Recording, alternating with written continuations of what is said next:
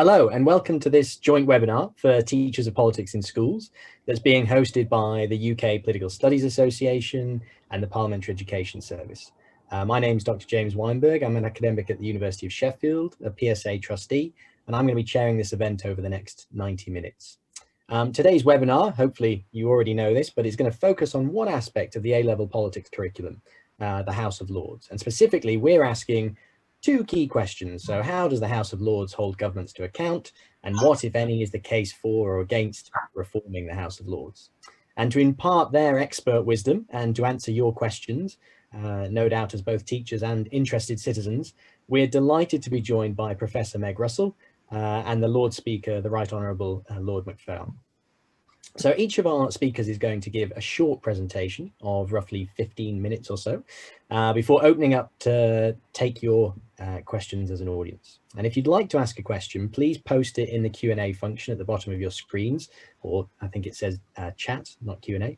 And I'll do my best to pick up on as many of your questions as possible. In between each speaker, we're going to take a short screen break of just 5 minutes so that everyone has a chance to refresh and step away from their computer before recommencing. No doubt you're already feeling quite tired after a long teaching day, so we really appreciate you sticking with us and giving us your attention, and hopefully you'll find the next 90 minutes rewarding and enriching. So let's crack on then. I'm very pleased to introduce our first speaker, the Right Honourable Lord McFall. Lord McFall's parliamentary career started as the elected Labour and Cooperative MP for Dumbarton, a seat which he held from 1987 to 2010. And amongst other positions, Lord McFall spent time as a whip, a junior minister, and chair of the Treasury Select Committee. He entered the House of Lords as a life peer in 2010 and was elected as Lord Speaker in April of this year. So I'm delighted to hand over now to the Right Honourable Lord McFall. Good afternoon, James. Good afternoon, everyone. I'm delighted to be joining you, albeit remotely, on that. And I would like to start by thanking the Political Studies Association and my own House of Lords Education Engagement Service for arranging the event. Before I became an MP, I had a lifetime in education. I was a chemistry teacher and then I became a deputy head teacher for 13 years. So I can appreciate the benefits of seminars such as these. Also, in my previous post in the House of Lords, the Senior Deputy Speaker, which I held for 5 years, every Thursday morning I addressed different schools, and I think I probably got to over 2,000 students in that. And it proved to me that whilst students and the general public can be less interested in party politics, they're most certainly interested in politics itself. So it's very much alive to that. And I'm also delighted that Meg Russell is here because Meg's an expert on the House of Lords and parliamentary policy, and she's engaged with us informally and formally, particularly giving evidence to our committees.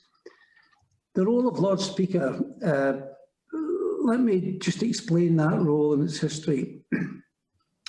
Until 2006, the Lord Chancellor was the Speaker of the Lords, as well as a senior member of the Cabinet and head of the judiciary in England and Wales. But Tony Blair's government changed that, and as a result, the Constitutional Reform Act, which was passed in 2005, separated the role of Lord Speaker and Lord Chancellor.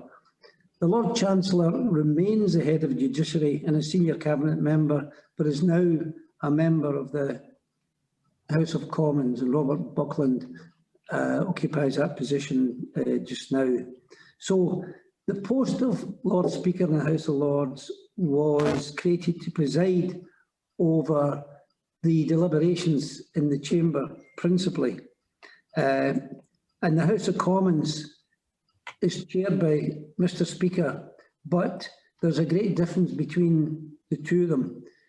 The Speaker in the House of Commons, Lindsay Hoyle, is charged with keeping order in the House of Commons, but thankfully, as Lord Speaker, I don't have that responsibility because the House of Lords is referred to as a self-regulating house. In other words, it has a much calmer approach, and the role of the Lord Speaker is there to assist rather than to rule. and it's the job of the House itself to rule in procedure or call members to order.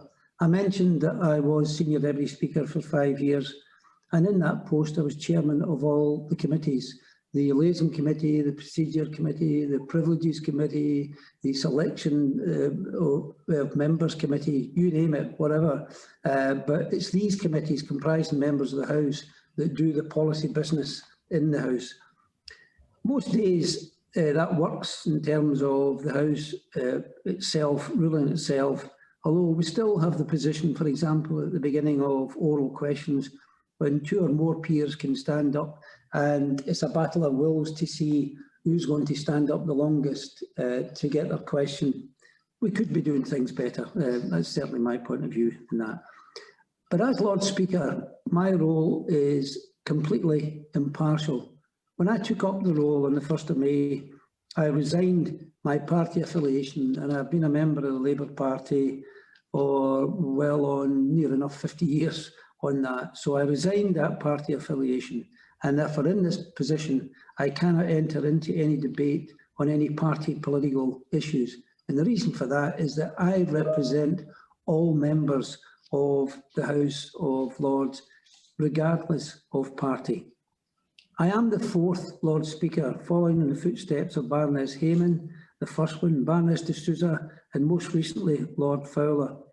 In fact, when I was elected, my first day in the job was on the 1st of May, and the duty I had was to welcome the Queen to the state opening of Parliament. So there's not many people get a first day like that, welcoming the Queen. So everything's downhill from there. What I do is I open the House every day. There's a Lord Speaker's procession, and then there's oral questions. I mean, today, for example, I opened the House at 12 o'clock, and I was on the Woolsack for 1 hour where the oral questions were taking place.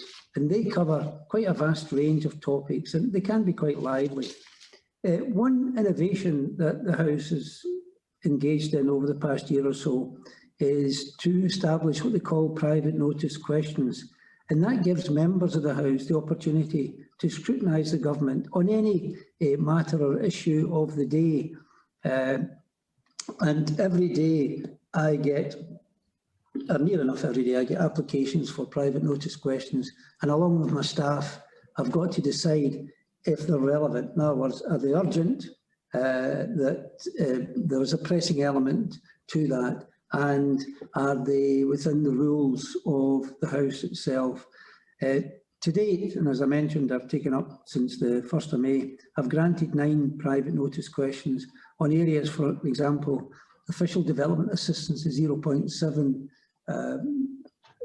target for overseas budgets, to the COVID-19 education recovery plan, and that was quite a lively event, that one. So what's the main area and work of the House of Lords? Well, really, it's about scrutiny and how the House of Lords hold the government to account.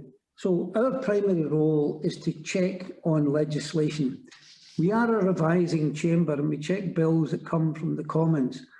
And I have to say, as a former member of the House of Commons for 23 years, and as one who was engaged in many committees upstairs in the House of Commons looking at bills, we do not scrutinise bills in the House of Commons to the same extent as they do in the House of Lords. There is a procedure which has now been introduced into the House of Commons, known as the guillotine procedure. It was done under the Labour government in the early 2000s.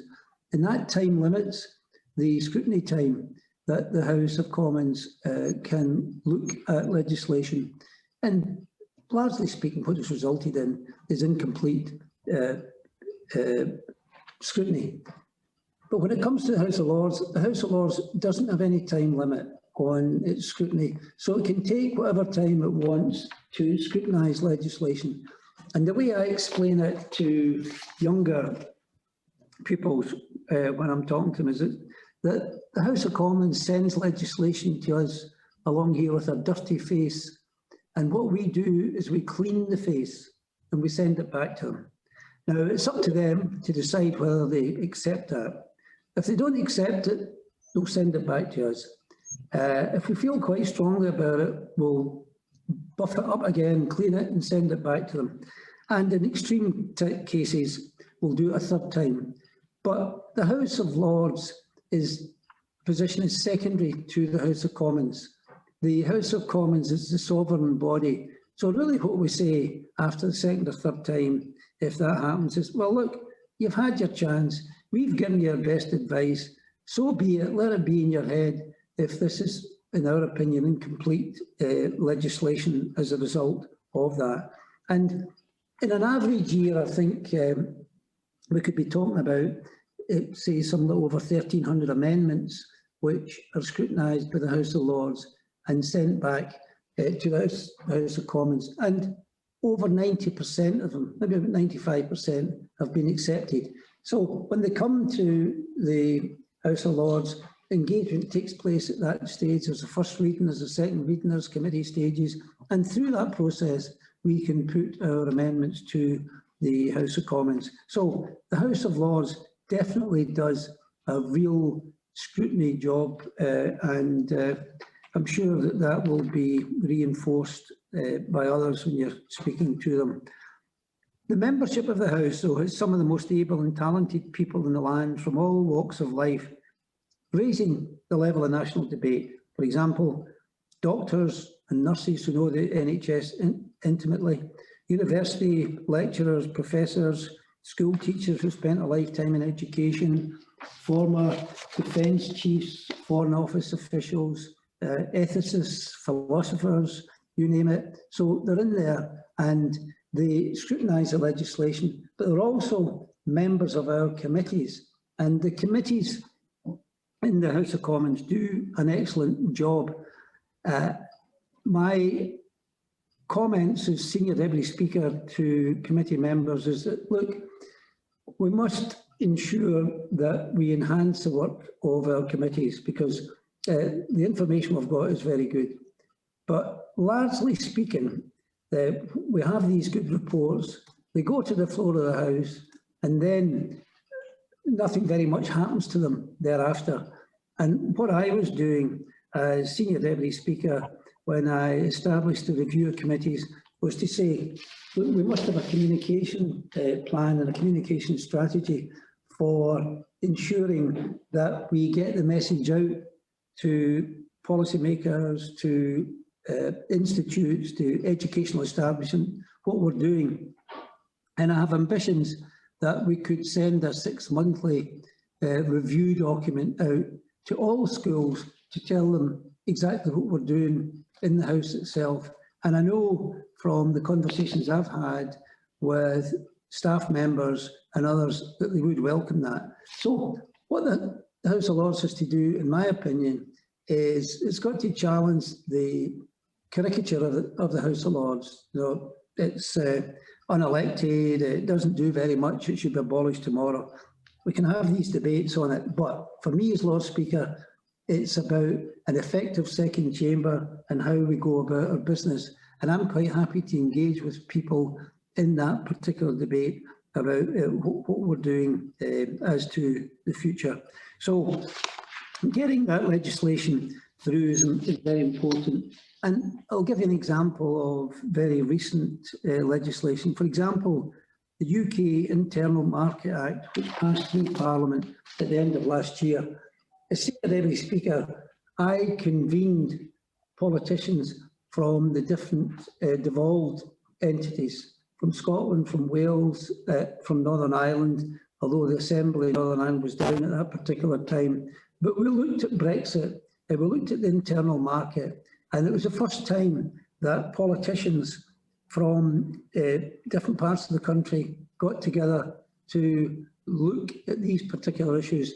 And it is a good innovation, and members from Scotland, England, Northern Ireland, Wales, they were quite keen on that. And it's one of my ambitions as Lord Speaker to regenerate that interest so that we, in reaching out, are reaching our crowds out all over the United Kingdom and not just to the South East and to the London area. And as a Scot and someone who's represented a Scottish constituency for 20 years, who's lived in their area and still lives in that area, I think it's very important that we do reach out. And this is a particularly sensitive time constitutionally, particularly with Scotland, which has been described as one foot out of the door at this particular moment. So that soft power of the House of Lords is, in my opinion, very important. Now, should the House of Lords be an elected chamber or whatever, an elected House sounds appealing, but for me, one of the issues that we need to look at is the issue of the status if it's elected. If it has a status equal to the House of Commons, then certainly if I was a member of the House of Lords, then I would feel my worth the same as a member of the House of Commons. For example, at the moment, the House of Lords does not scrutinise financial legislation, does not scrutinise any budgets. Well, certainly, if one is going to elect members in the House of Lords, then I think they should do that, because if they're getting elected, they'll be at town halls, they'll be in community centres, they'll be engaging with constituents, and they'll be asking them for improvements, whether it's in education, transport, health, whatever else it is. So that will take place, and therefore there's real issues to be looked at the moment if it's going to be an elected House of Lords. But that's for the future. My role as Lord Speaker is to ensure that we can get across the message that it's an effective second chamber. That's my ambitions for the moment, but I'm very much aware of the sensitive environment that we're in constitutionally and politically in the country. So we'll leave it at that and pass over to people for their comments. Brilliant. Thank you ever so much, Lord McFall. That was some really fascinating points there, and great to get your personal opinion on these questions that we're tackling today as well. We've had a couple of questions posed by audience members in the chat. Please, if you haven't already, get your questions in there for Lord McFall. And we'll take the first one from Paul Taggart. And Paul asks, Lord Speaker, there's been an increased number of ex-MPs and ministers in the Lords, especially since 2010. Whilst this can clearly bring a wealth of experience of government, can you comment on how much benefit this has provided the House of Lords, as well as potentially any drawbacks? i.e., is the Lords becoming too politicised? Well, I don't think it's becoming too politicised. Let me just give you from my own point of view. For 10 years, until I retired from the House of Commons, I was chair of the Treasury Committee, and in the Prime Minister's resignation list, Gordon Brown asked if I would go into the House of Lords as a working peer, because my focus was on economics and finance. When I came into the House, I was put on the Economic Affairs Committee right at the very beginning. And along with individuals like, for example, Lord Forsyth, him and I being, if you like, political opponents in Scotland, we were looking at issues in the Economic Affairs Committee like the Scottish referendum and the implications for economic cooperation and financial engagement and the position of the Bank of England and whatever else. And we produced a report after taking evidence in Scotland, which in many ways helped inform the themes of the debate in the referendum in Scotland. Now, we did not take a party political position, but we laid out the issues for debate on that issue. And therefore I felt that as an ex-MP, as Michael Forsyth, an ex-MP, we were doing a job not as, if you like, aggressively as one would do as a Member of Parliament. So that element is important. And then the Prime Minister at the time, David Cameron, established a Parliamentary Commission for Banking Standards, which comprised members of the House of Lords and the House of Commons. It was chaired by my successor in the Treasury Committee, Andrew Tyree, but Nigel Lawson, former Chancellor of the Archbishop of Canterbury, who was a former Finance Director himself, Lord Turnbull, former Cabinet Secretary, and myself went on from the House of Lords. And what happened there was really interesting, because we had a set of proposals which the government said they would accept. Andrew Tyree contacted us eventually after we put a report and said, look, the government aren't accepting all the points that we've made. So over to yourselves in the House of Lords to effect those changes and those amendments. And as I mentioned earlier, given there's no time limit on our scrutiny, we eventually got those amendments through. And that was a good example of the House of Lords, the House of Commons working together, but the House of Lords knowing its place in that the House of Commons is a sovereign body. Brilliant, thank you very much. We've got two more questions that go together quite nicely, both about appointments to the House of Lords. So the first is from Nick Yates, who's asking simply, is there a limit on the number of life peers that opposition parties can propose or nominate? And can anyone veto their nominations? And the related question from Trace, who asks, Lord Speaker, what are your thoughts on the number of peers within the chamber at present? Is it too big to be effective? Right, good. In terms of the number of peers, yeah, we do have too many peers, absolutely. And my predecessor, Lord Fowler, established a committee under Lord Burns, Terry Burns, former Permanent Secretary of the Treasury, comprising members of the House of Lords, to look at the size of the House. And they came out with their recommendations that we want a House no bigger than the size of the House of Commons. So something like 600 over 10 years. And by the way, that was put to the House as a motion and it was accepted with the whole House. So yes, it's far too big on that.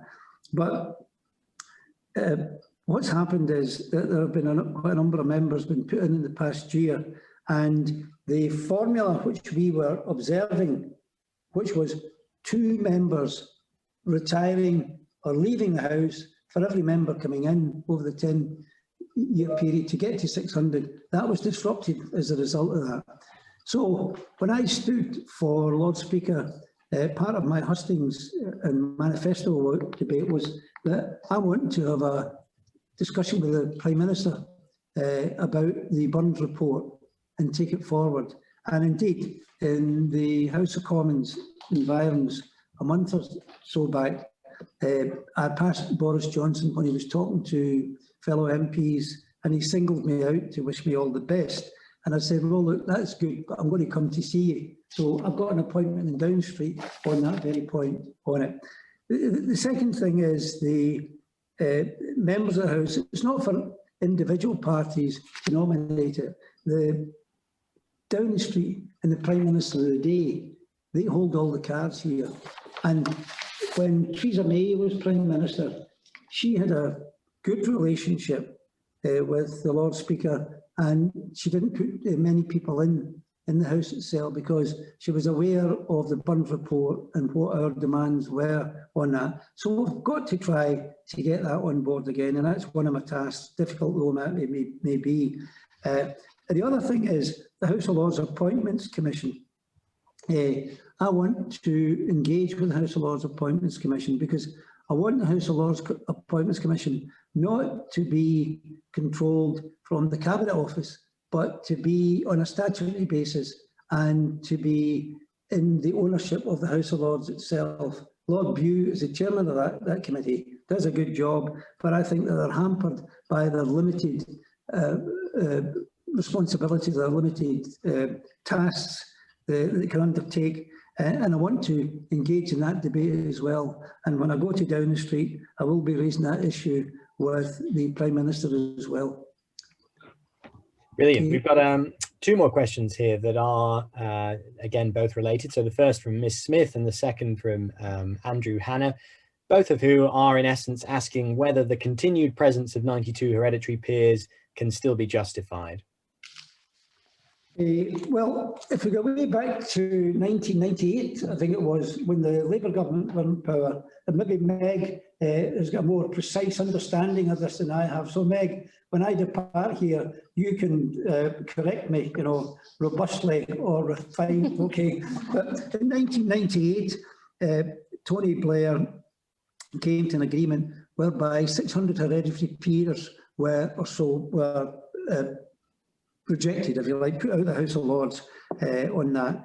And the agreement he came to was that for a temporary period, there would be 92 peers there but they would go when primary legislation came forward at a later date. That primary legislation didn't come forward, and therefore that's a legacy from 1998. And I was asked this when I was standing for Lord Speaker, and actually I've valued the work of quite a number of hereditary peers here who have experience, say, in finance, legal affairs, the corporate world, diplomacy, whatever else it is. And I would like to ensure that the hereditary peers element is looked at as we reduce the size of the House itself. And I think it's important. But in the interim, one of my colleagues, Bruce Grocott, an inveterate campaigner on hereditary peers by-election, is wanting these absurd by-elections to be abolished. And I did say in my campaign for Lord Speaker that I supported him in that. And I'd like to see those by-elections, because I don't think it helps the reputation of the House. So, in essence, what I'm saying is the House of Lords should be looked at holistically rather than just targeting one section.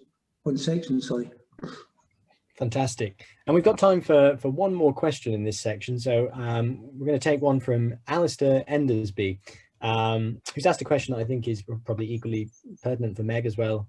So we can come back to it in the next session. But Alistair asks, he says, I'm interested in the impact of House of Lords defeats on legislation.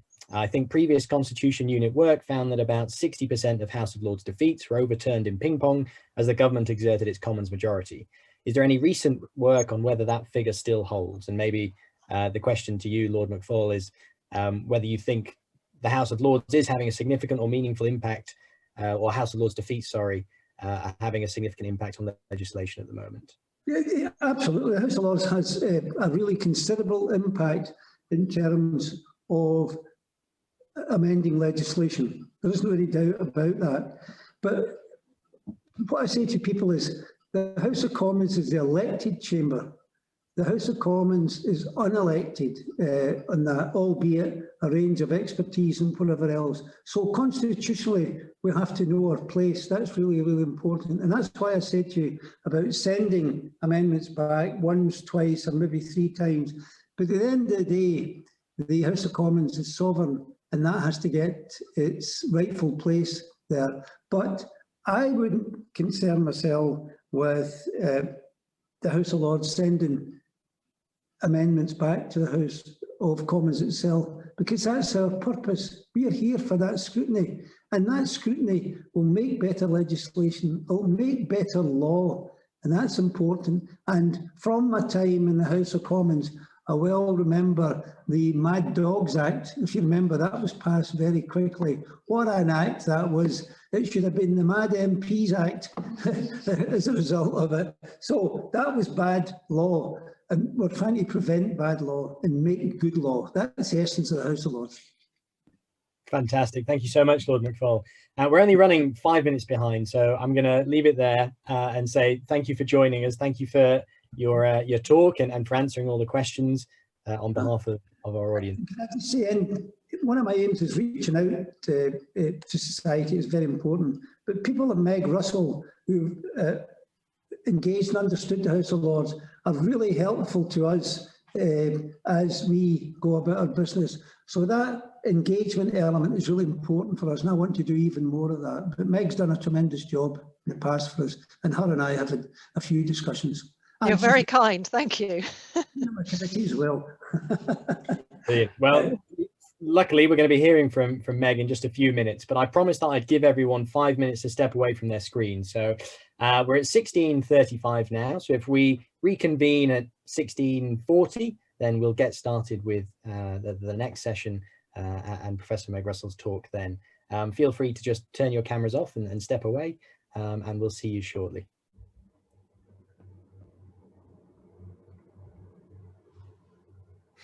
All right, well, let's get going again then. Hopefully you all had a chance there to stretch your legs and get a cup of tea or a glass of water. So we're moving on to the second of our 2 speakers today, Meg Russell. Meg is a professor of British and Comparative Politics at UCL and director of the Constitution Unit. Professor Russell is particularly well known for her research on the British House of Lords, our topic today, bicameralism, parliamentary policy influence. And before joining UCL, Meg worked in the House of Commons and for the British Labour Party. And in 1999, she was actually a consultant to the Royal Commission on reform of the House of Lords. She's also acted as an advisor to a number of parliamentary committees, including the House of Lords Appointments Commission and the Lord Speaker's Committee on the Size of the House. And we are delighted today that she's here to share her wisdom with all of us. So over to you, Professor Meg Russell. Thank you very much, James, and thank you also to the Political Studies Association and the Parliamentary Education Service for inviting me to join this seminar, and I'm sorry about my strange lighting. I'm going to share some slides with you, so let me just click share screen. There we go, and turn the slideshow on. Can everybody see that? Is that okay? James, thumbs up? Yep. Okay, brilliant. So I'm sticking to the topics as presented at the start, and I'm going to try and give you a little bit of a whistle-stop tour on both. There's lots to say. The structure of what I'm going to say, I'll start with the basic question, what is the House of Lords and what distinguishes it from the House of Commons? Say a bit about what existing research shows us about its scrutiny function, then reflect a bit on what might have changed, and then move on to the topic of reform. What are the options, what are the prospects, and what does the future hold? So in terms of what the House of Lords is, if any of you thinks that this is the answer, please stop immediately showing pictures like this to your students. Yes, these people are sitting in the House of Lords, and yes, they are members of the House of Lords, but this thing happens once a year, and the clue is that person there. This is the Queen's speech. Most days of the year, they don't dress up in silly clothes. They actually look rather normal. Except perhaps for the Lord Speaker and the clerks who have a bit of a uniform. But those pictures do the House of Lords a disservice, and they're getting driven out increasingly from the newspapers. But let's not perpetuate that image of the Lords being this kind of strange place full of the aristocracy who wear funny clothes. In terms of key differences to the Commons, I suppose I'm sort of trying to challenge a few myths here, and these are things that I put to my students at undergraduate and postgraduate level. I start by asking them what the key differences between the chambers are, and in terms of composition, the answer that you almost inevitably get back is, well, the House of Lords isn't elected and the House of Commons is elected. Well, obviously that's true. The chamber comprises mostly life peers plus hereditaries and Church of England bishops. You might also get, well, it's an expert chamber, and Lord McFall mentioned this, and that is also to an extent true, although it is disputed and difficult to measure. The thing that I would point to more than anything is the fact that it is a chamber where the government doesn't have a majority, and the government does usually, obviously not always, but usually have a majority in the House of Commons. The House of Lords is a kind of no overall control chamber, where the balance of power sometimes is actually held by a large group of independent members, and that's crucial to understanding the place. In terms of powers, most people would say, well, the House of Lords can only delay legislation, and particularly on financial legislation, it has very little power. And again, I would say yes, but that is important. But the key difference is that the House of Commons can remove the government from office via a no confidence vote, and the House of Lords cannot. And that is so fundamental that people tend to forget, but of course it is true, and it changes the dynamic again. So in terms of scrutiny and these sort of dynamics, what does existing research tell us? Well, this is my book on the House of Lords that I have to plug, published by Oxford University Press, but I would emphasize in 2013, 8 years ago. So that's why I'm saying, what do we know now? And what do we actually not know? What's been happening since? And I'll move on to that. But what we do know in terms of consequences of the compositional and power differences between the two chambers is that in some ways the House of Lords is a less challenging chamber than the Commons for government. So it can't bring the government down via a no confidence vote. And of course, as Lord McFall emphasised, members of the Lords respect the primacy of the elected Commons. In most disputes, they will ultimately back down. Debate in the chamber, due to its makeup, tends to be less partisan and more reasoned. This is because the government is not assured of a majority. It has to convince people to support its policy, and there's a lot of experts in there. The focus of attention, particularly on legislation, but also through committees and questions, is often on the detail of policy rather than on the sort of big picture. Not on the big political dividing lines, but on the implementation of policy. So in some ways, I would suggest the House of Lords is actually a more challenging environment for ministers than the House of Commons. They need to win the argument in there. They can't just get by sloganizing and depending on their majority. And they face a very diverse and expert audience in question time, in legislation, and via the House of Lords committees. And for the ministers themselves, ministers in the Lords tend to hold much wider briefs than ministers in the House of Commons. So they have a particularly challenging time. I could speak about committees and questions, but we're on such limited time, I'm mostly just going to speak about legislation, but do ask me questions about the other things. This follows from what I've already said. And Lord McFall actually has referred to some of this. The Lords makes thousands of amendments per year to legislation. The year that I've got here is slightly out of date. 2008-9, 6,000 amendments proposed, 1,800 of them agreed to in the Lords. But he said most of these are accepted. This is true. Most of them actually originate from the government. So the vast majority of those 1,800 amendments were proposed in the name of ministers.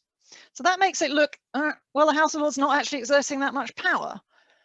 But I would say again, our research, which has tracked lots of amendments, 4,500 amendments or something we tracked, most of the government amendments that have any serious substance are actually a response to points raised in Parliament.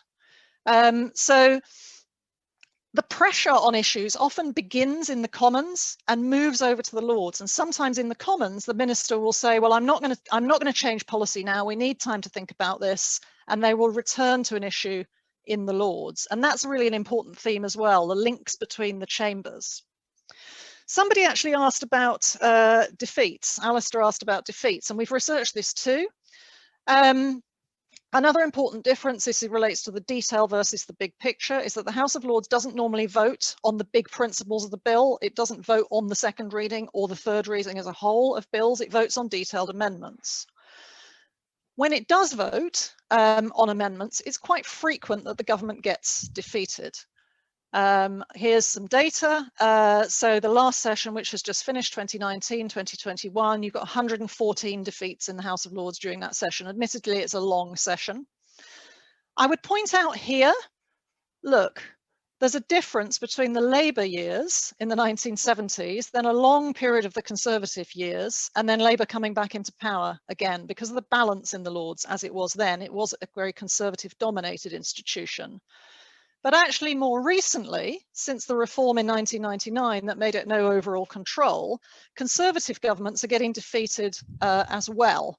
And look here, since 2015, the number of defeats has been significantly higher. And I'll say a bit more about that. A big question is whether government defeats matter. And Alistair mentioned this. This was our research. We know that on most bills, at least those that start in the House of Commons, amendments coming from the Lords can be overturned in the Commons. So you might expect that the government in the Commons would simply use its majority to overturn all House of Lords defeats. But we traced hundreds of Lords defeats from the period 1999 to 2012. And we found that that doesn't actually always happen. Just under half of House of Lords defeats, what we call stick. They find their way into the final version of the legislation. Why would that be? Well, the House of Lords watches what happens in the House of Commons very closely. The same is not quite so true in reverse. The Commons tends not to pay much attention to the Lords, but the Lords watches the Commons carefully. And if there are issues there that there is difficulty on, that the government's in difficulty on, particularly with its own backbenchers, the House of Lords will take advantage of that. And there's actually a lot of communication between the chambers. Members in the Commons who feel something's unresolved will try and team up with people in the Lords to get them on board for a change and ensure that there's a sort of follow through from one chamber to the other. We found in our analysis that if you're asking which defeats get accepted by the government, there's quite a close relationship between whether there's been dissent expressed on the government benches on that issue. So you can actually visibly see that, but you also talk to people and you just know it's true. You know they work together.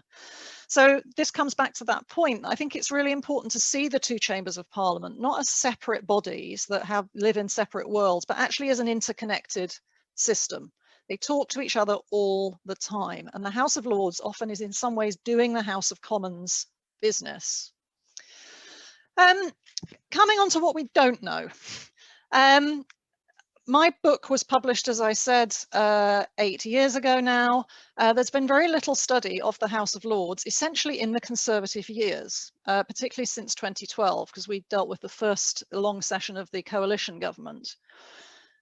This move to a House of Lords which can beat the Conservatives has been quite a difficult transition for the Conservatives, in particular, for Labour to some extent, because the Labour can potentially win in the House of Lords for the first time if they get enough Liberal Democrats and crossbenchers on board. It's been a difficult adjustment, I would suggest, for Conservative commentators as well. It sort of turned people's expectations on their heads somewhat.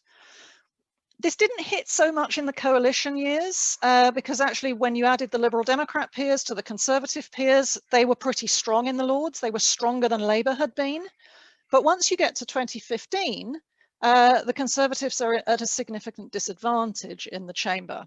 One of the things that happened straight away, some of you might remember this, there was this sort of showdown between George Osborne as Chancellor of the Exchequer and the House of Lords on tax credits, where they were trying, rather technical, to push through quite a major change that would deny people tax credits using secondary legislation. Without very much scrutiny, and the House of Lords said, no, you're going too far, this needs more scrutiny. They threw it out. Interestingly, Osborne didn't take it back to the House of Commons because the Lords was doing exactly that thing that I said. They were picking up on a thing where they knew there was a lot of discontent on the Conservative benches in the Commons. So Osborne said that your behaviour is completely outrageous, you're out of order, we should slash your powers, you know, this is terrible. But actually, he didn't dare put it back to MPs because he knew it was likely to be defeated in the Commons once the Lords had pointed out the problem. You then, of course, had Brexit coming along quickly after 2015, and you begin to see headlines like this in the right-leaning papers in particular. So this is actually, I would say, essentially untrue. The House of Lords caused very little difficulty over Brexit, but it was painted as a very Remain-dominated chamber. Both chambers were in difficulty because they had a referendum hanging over them. It wasn't only the House of Lords that didn't feel able to question the referendum result. It was actually the House of Commons where people were going through lots of agony. And the House of Lords didn't really have to get involved very much in this because the Commons were, well, the Commons became a hung Commons.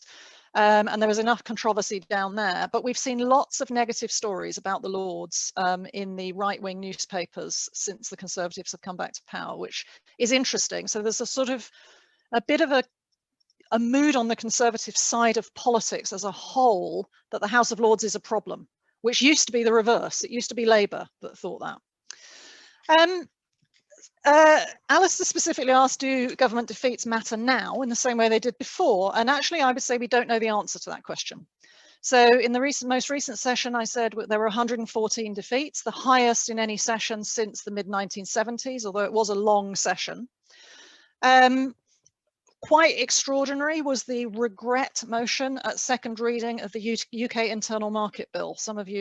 Many of you will know that that's the thing where the government was accused of being in breach of international law. It was hugely controversial. You had former Conservative leaders and former Conservative prime ministers, including Theresa May, speaking out on this. And the Lords did a thing that it really doesn't do in normal circumstances at all. It defeated the government at second reading, but only on a motion rather than blocking the bill itself. It then amended the bill very heavily at the subsequent stages 15 times.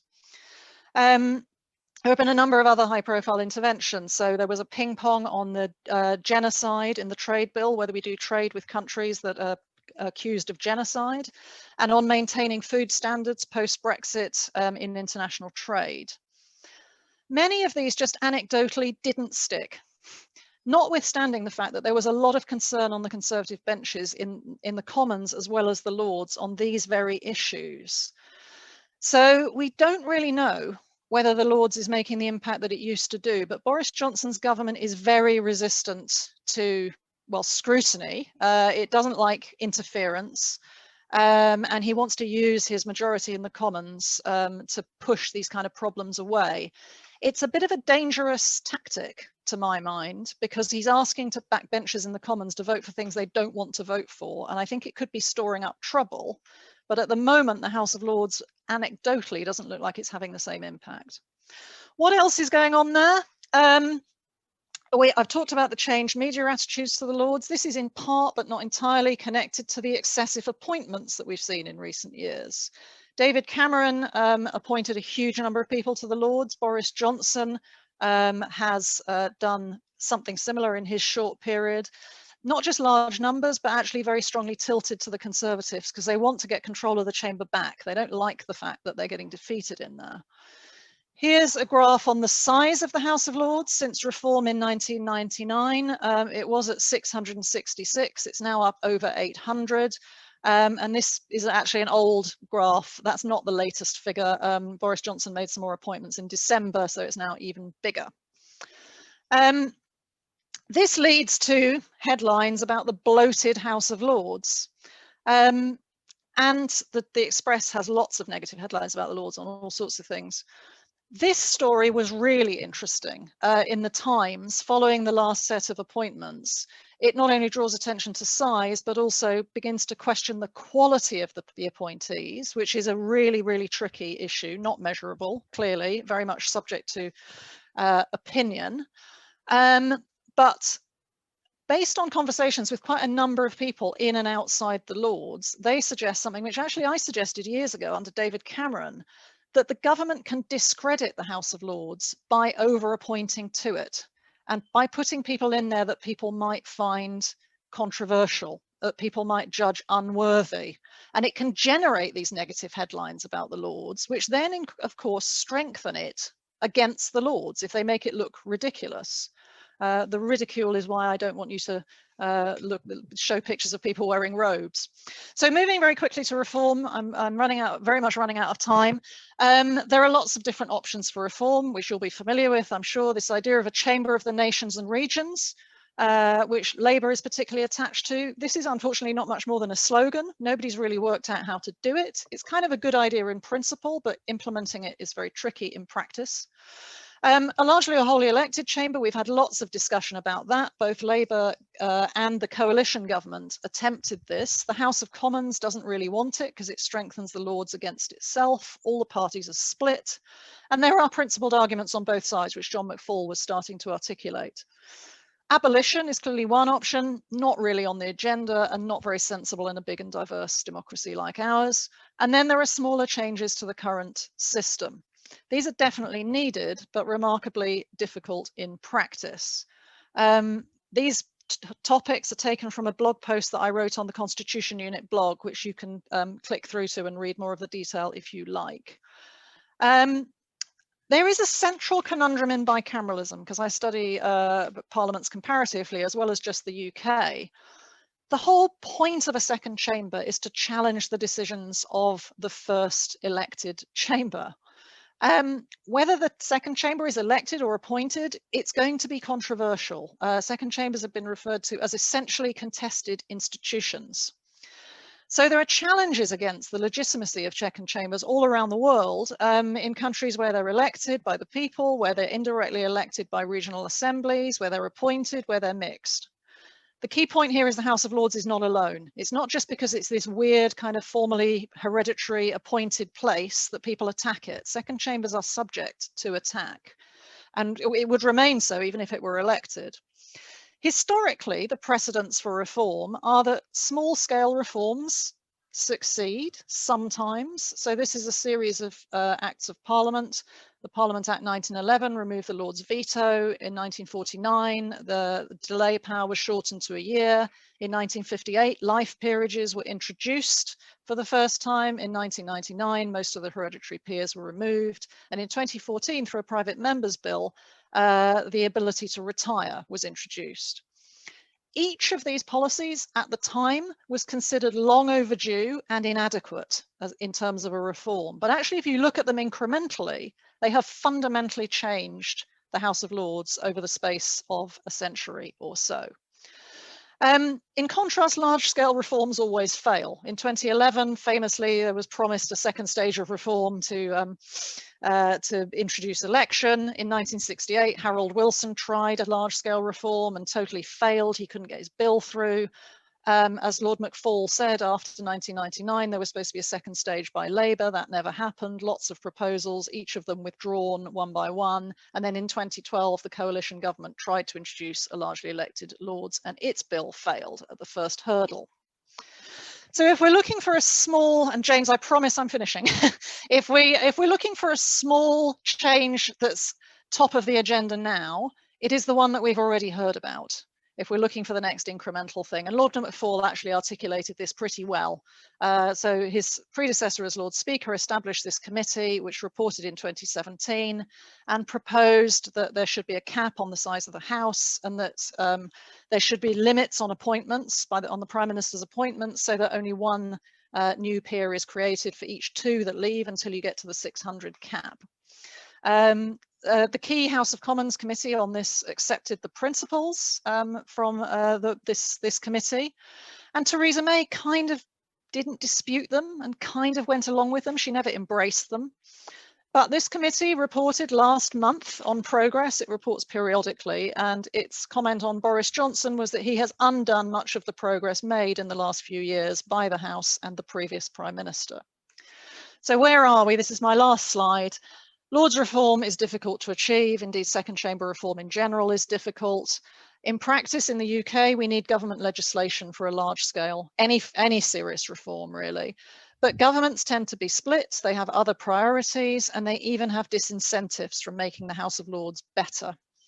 Meanwhile, outside groups, much to my frustration, tend to rally around large scale reforms which are likely never going to happen, and they don't really rally around the small scale reforms. And whilst we have that situation, there is actually a danger that the House of Lords could face a slow kind of destruction through being made to look more and more big and ridiculous and unbalanced, whether intentional or unintentional. And that, I suggest, would be bad for the whole of Parliament, not just for the House of Lords, and bad for executive accountability. And there I end. And sorry for talking for a bit long. I'll stop sharing. Thank you ever so much, Meg. That was a real tour de force in only 15 minutes or so. So that's brilliant. Really appreciate that. I'm sure everyone on the call does too. We've got a couple of questions, and I can also ask you a couple of my own as well while we're waiting for others to come in. But the first comes from Marcella, who asks whether you could give some examples of cooperation between backbenchers and the Lords in recent years. In recent years? Well, I mean, I would say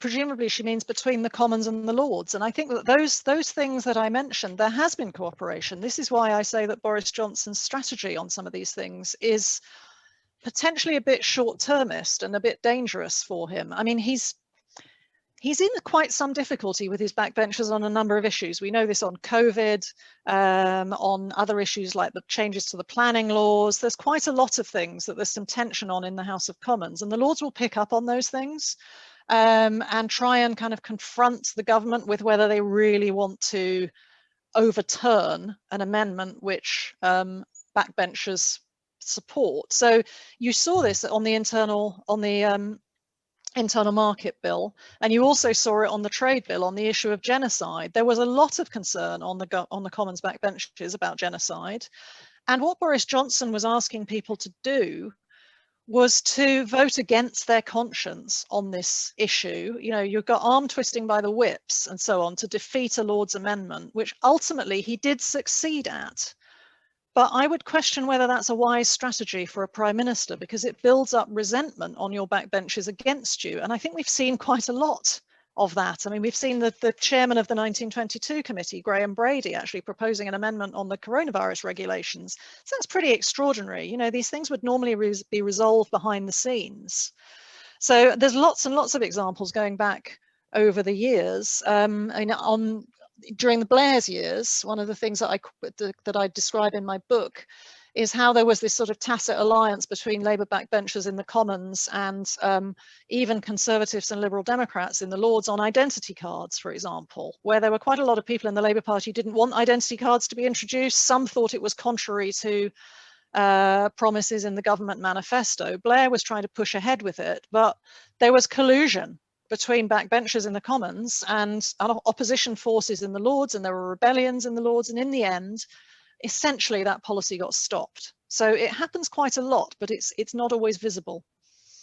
Brilliant. Okay. The next question comes from Alistair, who's asking whether part of the problem for moderate reformers like Lord McFall is that small incremental changes like those that you were discussing make the House of Lords look better, more legitimate, but in doing so make any government opposition in the Lords harder for the government to dismiss.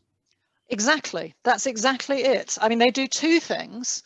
That's why I say, you know, I mean, I was led to believe that during the Cameron years, there was a stealth strategy of delegitimizing the Lords. I mean, I you know, there's no explicit proof of that, but he put so many people in, and there were so many negative headlines about how big it was getting and how absurd it was. The flak gets pointed at the Lords, not at the Prime Minister. And I think Boris Johnson will have watched and learnt from that, and maybe he's now doing the same. So ironically, if the government treats the Lords badly, the government wins. But the other thing that it does, so if you have small reforms, yes, that does the opposite thing. It makes the chamber look more legitimate. It therefore gives it more confidence. It makes it harder for the government to say no to it. It makes it harder for the newspapers to run negative stories about it. But it also, and this is why the reform groups tend not to embrace these kind of reforms, by making it look more legitimate, they fear that this makes large-scale reform less likely. That if we think, oh, we can live with the House of Lords as it is, we've got a sort of fair appointment system, there's some proportionality built into it, the Prime Minister can't pack it anymore. And actually there are things about the Lords that are quite popular with the public. The fact it's got lots of independent members in there, the fact it's got these sort of great and good who are drawn from industry, that it's got former cabinet ministers from earlier eras, that it's got heads of the civil service and the armed forces. People quite like all that. So if you legitimize it too much, you kind of weaken the case for large-scale reform. So the reform pressure groups tend to resist small-scale reform. But I say that, again, that is a very high-risk strategy. Because if you just sit by and let it decline and get delegitimized, you are strengthening the government against Parliament. You're allowing, as Lord McFall said, bad law to get passed more easily, and there is absolutely no guarantee that rising from the ashes will be your perfect House of Lords. It's actually quite hard to see. It's a kind of scorched earth strategy, and I think it's foolish. So it's an interesting take. Nick Yates has asked a kind of repeat question from one that he put to Lord McFall about appointments, and he says the December appointments list says that Starmer nominated 5 peers. Is this correct? And if it is, how does this process actually work? Well, bizarrely, the Prime Minister has absolute control over how many appointments are made, when they're made, and what the party balance is between them. So there are 3 sources essentially of appointments. There's the Prime Minister's own choices from his own party, and sometimes beyond his own party. There's the appointments that he offers to the opposition. So there is a convention, which I think was part of somebody's question earlier. There is a convention that the Prime Minister doesn't meddle in the Leader of the Opposition's proposed appointments, which goes back to Thatcher, I think. But we are in the land of conventions being broken now. And I'm not sure that Boris Johnson would feel that he needed to stick to that convention. So sorry, I'm saying several things at once. So you've got the Prime Minister's own party, you've got the opposition parties where he decides how many to offer. He can offer them 2, he can offer them 20. Nobody can do anything to affect that. And then there's also the number that are offered to the Appointments Commission, which chooses a very small number of independent peers. The number being offered to the Appointments Commission has declined. The number being offered to the opposition has also declined. There's a complicating factor here, which is Jeremy Corbyn's Labour Party. because I think that the Prime Minister was probably reluctant to offer appointments to Jeremy Corbyn. And actually there was some resistance on the Labour benches in the Lords to accept people appointed by Jeremy Corbyn, because there's a difference of opinion within the Labour Party. And then you've got the position where allegedly Jeremy Corbyn proposed John Bercow for one of the places that he'd been offered. And actually that was turned down. So he's pushing at the conventions as well. And he's inviting the Prime Minister to start meddling by putting people up who kind of break the convention. So these conventions are slightly falling apart. Some argue that there's a convention of balance between the parties. There isn't really. I mean, compared to Canada, pre-reform, because the Canadian chamber has been reformed, it's this wholly appointed chamber in Canada. It's been reformed recently in very interesting ways, so that all of the appointments are non-party now. This is quite a radical change brought about by Justin Trudeau, which is really, kicking in now. But the previous system in Canada was that the Prime Minister only appointed from their own party. We've certainly never had that, and that would be very bad. But we've not really had a convention of proper balance. We need some rules on how the balancing is done. We need some sort of link to general election votes or something like that, because what you see, and the Burns Committee is complaining about this now, is that we've had a Conservative-led government for 11 years. The Conservative benches are getting bigger and bigger and bigger. The Labour benches are getting weaker and weaker. The independent benches are getting weaker. And when Labour comes to power, assuming it comes to power again, it's going to want to stack the Lords with a load of Labour people. I mean, it's just sort of instinctively sensible for it to want to do that. And then we're soon going to be up at 1,000 members. So it's an unsustainable system. Fantastic. Thank you so much, Meg. We've got another question from Sarah Jenkins about the efficacy of parliamentary scrutiny. And Sarah asks, if Lords reform or the role of the Lords is challenging, Johnson's resistant to scrutiny, and Speaker Hoyle's rebuke of the government this week is still fresh in the mind. I'm interested in Meg's view of what or how effective scrutiny of Parliament has been during Johnson's government. I think that's what you're trying to say, Sarah. Please correct me if I'm wrong. Yeah, well, it's been very difficult. I mean, we have.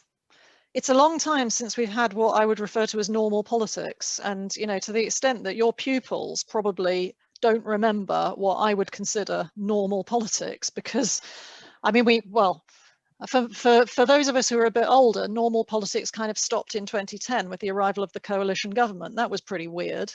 And then we move on from the coalition government to Brexit, which was definitely very weird and very destabilizing and caused a lot of nastiness in Parliament, not least because of the minority government, which was also a very unusual development, and Theresa May trying to get this massively controversial policy through a Parliament where her party was split and her party didn't even have a majority. And now we've got COVID, of course. So, Johnson took over at the height of the Brexit controversy. He was Prime Minister for one day before the summer recess in 2019. And before that recess was over, he'd asked the Queen to prorogue Parliament for 5 weeks. So scrutiny wasn't going so great then. He did his best to avoid it over Brexit, because he thought that the House of Commons was trying to stop Brexit. And no sooner that Parliament was back after the failed prorogation attempt, he was trying to get a general election. Then we land in January, essentially, general election, Christmas, January. I don't know whether there was a period of normality there, but very soon the place gets shut down due to COVID. And they've been trying to struggle with with two things, really. One, the fact that they're not there and they're interacting via Zoom and everything, which has totally changed the way that Parliament works, because so much of what goes on in Parliament, including the types of things I'm talking about, relies on informal conversations between people within parties. How many of us disagree with what he's doing on this? Are you going to vote against it? I might vote against it. You can imagine those conversations. And then conversations with the opposition that, if you change your amendment to make it a bit less critical of the government, maybe there's about 30 of us on this side that will support you. Those conversations get more difficult, and the conversations between the chambers get more difficult. Add to that the fact that the government is using emergency powers to introduce most of the COVID measures and not legislating on much else. And I would say parliamentary scrutiny has been pretty bad in the last, it's under Johnson, but not entirely due to Johnson's own making. I think, yeah, he bears a significant part of the responsibility. And there is, if anybody's interested, with 3 other external groups, we did a briefing, which again appears on our blog in April, on how Parliament has been sidelined during COVID. Because we've also seen proxy voting introduced in the House of Commons, where the whips. Does anybody here know that at the height of COVID, over 600 votes in the House of Commons were being cast by party whips, by about 4 people? It's astonishing. It barely even got any media coverage. So it's been a really bad time for Parliament, but they are fighting back. And when they come back, it's going to be very interesting to see what the relationship between Johnson and his own backbenchers is, because they're pretty fed up. And I don't know whether he's going to be able to calm them down again, or whether he's going to have a rather torrid time when Parliament physically returns. I'm very good at long answers. I'm sorry, James. Hey, we love the detail. And that was a fantastic answer. As with every report that Meg has mentioned, we've been popping links in the chat. So please scroll through the chat and click on them and have a read of these different articles that Meg's been talking about. So some worrying ideas there about scrutiny, and hopefully things will go in a positive direction. We've got time for one more question, and we're going to take that from Jolene, who is asking a great question. She would like to know whether Scotland should have a second tier. What do you think, Meg? That is a very interesting question, and something, in fact, I was talking about with an SNP parliamentarian only yesterday. I think it would be a very bad idea for the UK to go unicameral. If you look around the world, most of the large developed democracies are bicameral. So, you know, France, Germany, Italy, Spain, obviously the US, a lot of the Americas, Japan, India, South Africa, you know, the second chambers in lots of places.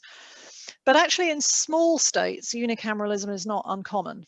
So in the Nordic countries, for example, in New Zealand went from bicameral to unicameral. So if you've got a relatively cohesive citizenry and a small country, unicameralism becomes more defensible. But there is a discussion to be had, and some people have argued that there should be a second chamber in Scotland.